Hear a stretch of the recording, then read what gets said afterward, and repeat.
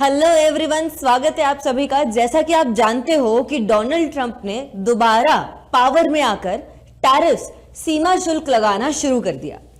जैसे China, Mexico और Canada पे टैरिफ्स लगाने की कोशिश की। अब इनमें से मेक्सिको और कनाडा के टैरिफ्स पर तो इन्होंने कहा कि ठीक है 30 डेज का रिव्यू करते हैं, लेकिन चाइनीज पर 10% एडिशनल टैरिफ्स लग चुके हैं। अब यहां सवाल ये कि जब टैरिफ वॉर दोबारा स्टार्ट होगा और दोबारा हम यूएस और चाइना के ट्रेड वॉर के एरा में पहुंचेंगे, तो क्या उससे भारत को फायदा होगा? और अगर होगा तो कैसे होगा? और अगर नुकसान है तो वो कैसे है? तो चलिए चलते हैं आज के हमारे इस डिस्कशन की तरफ।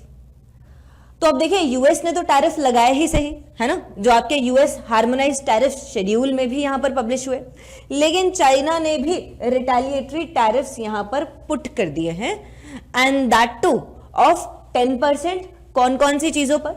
Crude oil, agri machinery, large engine cars और 15% आपके coal, liquefied natural gas products पर, राइट।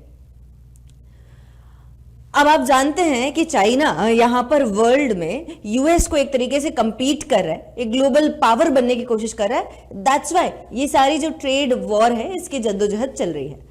बट सवाल यहां ये है कि यूएस को एग्जैक्टली चाइना के साथ क्या प्रॉब्लम्स हैं। कुछ प्रॉब्लम्स हम जानते हैं कि ठीक है, चाइना अपने प्रोडक्ट्स काफी ज्यादा यूएस में बेच देता है और यूएस रिटर्न में चाइना के मार्केट में उस तरीके से एंटर नहीं कर पाता। सेम प्रॉब्लम भारत और चाइना के बीच में भी है। लेकिन इसके अलावा ऐसे क्या इश्यूज हैं कि यहां पर चाइना के ऊपर टैरिफ्स या तो लगने चाहिए या फिर लगाए जा रहे हैं। तो आप सबसे पहले देखिए, जो ग्लोबल शेयर है, ग्लोबल जीडीपी में चाइनीज का शेयर है, अगर आप उसको देखें तो वो कॉन्स्टेंटली यहां पर बढ़ रहा है। 1980s में जहां ये 5% से कम था, अब अगर आप देखें इसे तो ये 20% के आसपास आराम से पहुंच जाता है, राइट। 15 से 20% तो है ही सही। इसके साथ साथ चाइनीज ने यूएस की टेक्नोलॉजी को स्टील किया है, and over the period of years steel किया है। 2016 में एक कंपनी थी माइक्रॉन, माइक्रॉन एक ग्लोबल चिप मेकर कंपनी थी, बहुत ही ज्यादा मतलब एक तरीके से प्रोमिनेंट इनका काम था। अब इसके बाद क्या हुआ, इनके एक इंजीनियर्स 2016 के आसपास इन्हें कॉन्टैक्ट किया जाता है बाय अ फर्म, और ये जो फर्म होती है ये रिटर्न में चाइना की एक फर्म को सारे इनके जो सीक्रेट्स हैं, इनकी जो चिप टेक्नोलॉजी है, उसको यहां पर बेचती है, राइट। अब जब यहां पर बेचा गया ये सारी चीजें, तो अल्टीमेटली चाइनीज कंपनीज के पास जा रही है। मतलब कि माइक्रॉन को जब ये पता चला तो माइक्रॉन ने इमीडिएटली एक्शन लिया, लेकिन यहां पर चाइनीज ने रिटर्न में माइक्रॉन के ऊपर एक्शन ले लिया। तो आप देखिए, इसके बारे में यहां पर आया भी अपडेशंस कि कैसे जो चाइनीज चिप मेकर है DRAM, उसको यहां पर नॉट गिल्टी पाया गया अभी हाल ही में कुछ दिन पहले by a court of US, और वो इसलिए क्योंकि प्रूफ नहीं मिला। लेकिन इसका ये मतलब नहीं है कि ऐसी चीजें नहीं हो रही, लगातार टेक्नोलॉजी चुराने की और स्टील करने की कोशिश हो रही है। जैसे जनरल इलेक्ट्रिक्स, आपको पता है दुनिया की बहुत ही प्रोमिनेंट कंपनी है अगर आप पावर सेक्टर की बात करें, और यहां इनके एक इंजीनियर को चार्जेस लगाए गए उसके ऊपर, उसको पनिश किया गया क्योंकि उन्होंने इकोनॉमिक एस्पियोनाज किया, और जो जीई के सीक्रेट्स हैं वो आपके चाइनीज कंपनीज के पास पास ऑन किए। इनफैक्ट इतना ही नहीं, जब चाइना को कन्फ्रंट किया जाता है कि आप टेक्नोलॉजी स्टील करते हो, है ना, आप रिवर्स इंजीनियरिंग करते हो टेक्नोलॉजी की, तब ये लोग सीधा उन कंपनीज पर ही अटैक कर, जैसे माइक्रॉन के केस में चाइनीज ने माइक्रॉन पर ही एक तरीके से अटैक लगा दिया। लेकिन अब सवाल यह भी है कि ये टैरिफ लगाकर क्या हम इन चीजों को रोक पाएंगे? ठीक है, आप अपनी टेक्नोलॉजी अपने पास रखना चाहते हैं, ठीक है, आप ट्रेड में चाहते हैं कि एक ज्यादा फेयर ट्रेड हो और चाइना भी अपने मार्केट को एक्सटर्नल स्टेक होल्डर्स के लिए ओपन करे, लेकिन क्या टैरिफ वॉर लगाने से उसका कुछ फायदा होता है? बिकॉज आप देखिए यूएस के बारे में पिछले डोनाल्ड ट्रंप के जो टर्म था उसमें जो भी आपके सैंक्शंस लगाए गए, आप अगर उनको देखेंगे तो इससे यूएस के जो फार्मर्स हैं उनका बहुत ज्यादा लॉस हुआ है। क्यों? क्योंकि यूएस ने जब सैंक्शंस लगाए तो चाइनीज ने भी लगाए, और चाइनीज ने जब लगाए तो यूएस स्पेशली अपने सोयाबीन के एक्सपोर्ट्स को बाहर नहीं भेज पाया, और यही यूएस के जो एक्सपोर्ट्स हैं ये डिक्लाइन हुए। पहले चाइना में सबसे ज्यादा सोयाबीन यूएस से आती थी, वो डिक्लाइन हो गई, फिर ब्राजील यहां पर स्टेप अप कर जाता है। तो क्या यही हम भी ऐसा कुछ एक्सपेक्ट कर रहे हैं, या तो ग्लोबल मार्केट में या तो चाइनीज मार्केट में, या कहीं ना कहीं अगर आप देखें तो यूएस के खुद के मार्केट में जब चाइनीज का इंपॉर्टेंस कम हो तो कहीं ना कहीं हमारा इंपॉर्टेंट राइज हो जाए। ये हम आज देखने की कोशिश कर रहे हैं।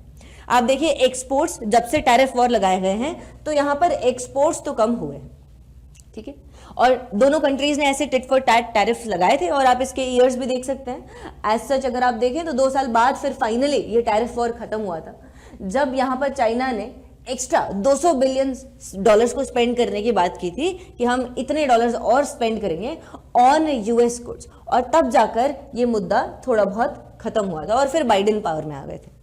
देखिए भारत के पास कुछ मेजर प्रॉब्लम्स हैं जिनकी वजह से हम जो ग्लोबल सिचुएशंस है जैसे ये टैरिफ वॉर, इनका फायदा नहीं उठा पाते।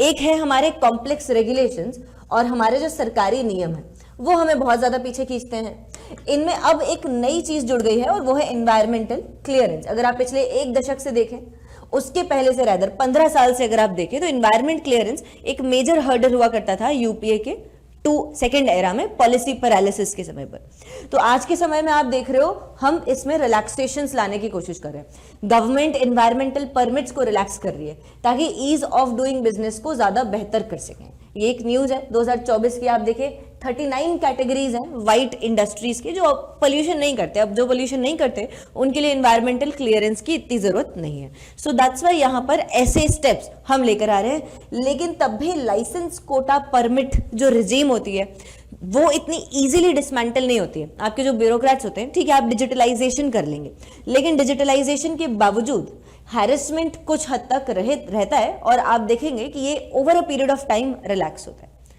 अब यहां आप इंफ्रास्ट्रक्चर भी देख लीजिए, एक मेजर प्रॉब्लम आज भी है और वो है लैंड एक्विजिशन की, राइट। लैंड एक्विजिशन हमारे हर प्रोजेक्ट को डिले करती है। जैसे Mumbai Ahmedabad high speed rail corridor क्यों डिले हुआ? Land acquisition. इसके बाद क्या होता है? कॉस्ट ओवररन्स आती हैं, फिर इन्वेस्टर को पैसा टाइम पर नहीं मिल पाता उसका रिटर्न, फिर लोग इन्वेस्टर्स और ज्यादा वेरी होते हैं कि भारत में क्यों इन्वेस्ट करें, कहीं और क्यों ना करें, राइट। तो ये सारी चीजें भी कहीं ना कहीं एक रोल प्ले करती है। और इसके साथ साथ लेटेस्ट अगर आप देखें तो हमारी जो स्किल्स का जो सिनेरियो है, देखिए स्किल गैप एक बहुत ही ज्यादा विजिबल फिनोमेना है भारत में, जहां पर बहुत सारे यूथ एम्प्लॉयमेंट तो चाहते हैं लेकिन एम्प्लॉयमेंट है नहीं। क्यों? क्योंकि वो एम्प्लॉयबल नहीं है, बिकॉज स्किल्स प्रॉपर नहीं है। This is called a skill gap. एक रिपोर्ट के मुताबिक भारत में अगर आप देखें तो आधा यूथ ऐसा है जो कि अनएम्प्लॉयबल है, और वो भी स्किल गैप की वजह से। तो इसमें हम बहुत कुछ कर रहे हैं। जैसे हाल ही के दिनों में, अभी 1-2 दिन पहले पीएम मोदी जी ने अपना जो इंटर्नशिप प्रोग्राम है उसका पोर्टल दोबारा खोला है। पीएम इंटर्नशिप स्कीम है, इसका पोर्टल दोबारा ओपन हुआ और यहाँ पर 20 to 24 ईयर्स के जो आपके यूथ हैं इनको अच्छी एमएनसीज में टॉप प्लेस्ड जो आपकी कंपनीज हैं उन कंपनीज में इंटर्नशिप का मौका भी मिलेगा और सरकार की तरफ से रादर कुछ फाइनेंशियल सपोर्ट भी प्रोवाइड किए जाएंगे। तो ऐसे एफर्ट्स हम कर रहे हैं, बट द पॉइंट इज कि ये एफर्ट्स जल्दी होने चाहिए, इफेक्टिव होने चाहिए, इससे पहले कि भारत अपना जो डेमोग्राफिक डिविडेंड है उसको लूज कर दे। साथ साथ अगर आप देखें यूएस के जो फिनोमिनन्स है, ये जो मेक अमेरिका ग्रेट अगेन दोबारा है, इससे डील करने के लिए यहाँ पर हम अपनी डोमेस्टिक पॉलिसीज में भी कुछ चेंजेस ला रहे हैं। जैसे भारत के ऊपर प्रेशर है और ये प्रेशर हम भी फील कर रहे हैं, मेक्सिको और कनाडा जैसे, राइट। तो ये प्रेशर हमारे ऊपर भी लगाया जा रहा है। जैसे पहले वाले डोनाल्ड ट्रंप के टर्म में ये कहा जाता था कि हार्ले डेविडसन मोटर बाइक्स पर इंडिया ने बहुत ज्यादा टैरिफ्स लगा रखे हैं। तो ये सारी चीजें हम भी फील कर रहे हैं और इसके लिए हम कर क्या रहे हैं? इस बार का आपने बजट देखा होगा, कैसे हमने बजट में काफी सारी चीजों को रिलैक्स किया है और टैरिफ्स को कट किया है। और ये ठीक डोनाल्ड ट्रंप कुछ हमारे ऊपर स्टेप्स लें उसके ठीक पहले ऐसा हुआ था।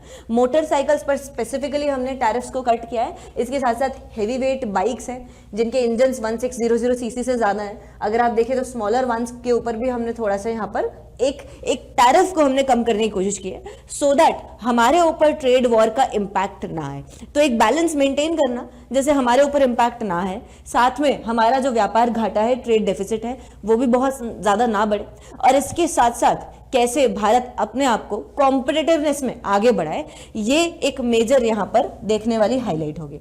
इसी के साथ साथ अगर आप यहां पर ट्रम्पियन एरे के अगर आप देखें चीजें, क्योंकि हमारे लिए क्या इंपॉर्टेंट है कि हम सिर्फ और सिर्फ व्यापार में दूसरी कंट्री से सरप्लस में ना हो, लेकिन हमारे यहाँ पर इन्वेस्टर्स आए, निवेश करें, हमारे यहाँ पर प्रोडक्ट्स बने और फिर वो एक्सपोर्ट हो, हमें भी फायदा हो और बाहरी एक्सटर्नल स्टेक होल्डर्स को भी फायदा हो। तो इसके लिए जब मोदी जी यूएस गए थे हाल ही में, तो इलॉन मस्क के साथ मिलकर इन्होंने ये ये डिसाइड किया, एलॉन मस्क ने ये कहा था कि ठीक है मैं भारत में अपना कुछ कुछ ओपन करूंगा, यहाँ पर एंट्री करने की कोशिश करूंगा भारत में।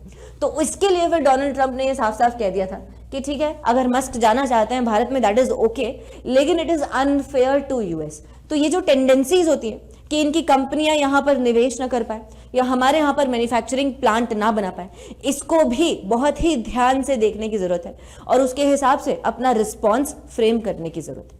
बाकी आपको क्या लगता है इस टॉपिक के बारे में जरूर बताइएगा, लाइक शेयर कमेंट। और साथ ही आपके लिए एक इंपॉर्टेंट अनाउंसमेंट, देखिए उत्कर्ष आपके लिए लेकर आया है एक ज्ञान कुंभ ऑफर। ये 23 से 26 फरवरी तक चल रहा है और इसमें आपको 90% तक डिस्काउंट मिल जाएगा, लेकिन इसमें एक्स्ट्रा डिस्काउंट 20% का और मिल जाएगा by applying the code KUMBH। तो इसको आप अवेल कर सकते हैं, आपके सारे डाउट्स भी क्लियर होंगे यहां पर और अच्छे से आपको सारी चीजें पढ़ाई भी जाएंगी। और इसके साथ साथ अगर आप टेस्ट सीरीज पर यहां पर फोकस करना चाहते हैं, बिकॉज टेस्ट सीरीज एक इंपॉर्टेंट कंपोनेंट है, तो टेस्ट सीरीज पर आपको एक्स्ट्रा डिस्काउंट मिलेगा, 90% तो है ही, और उसके साथ में 20% एक्स्ट्रा डिस्काउंट। अगेन आपको यहां पर कोड यूज करना है KUMBH, तो अवेल कर सकते हैं आप। Thank you.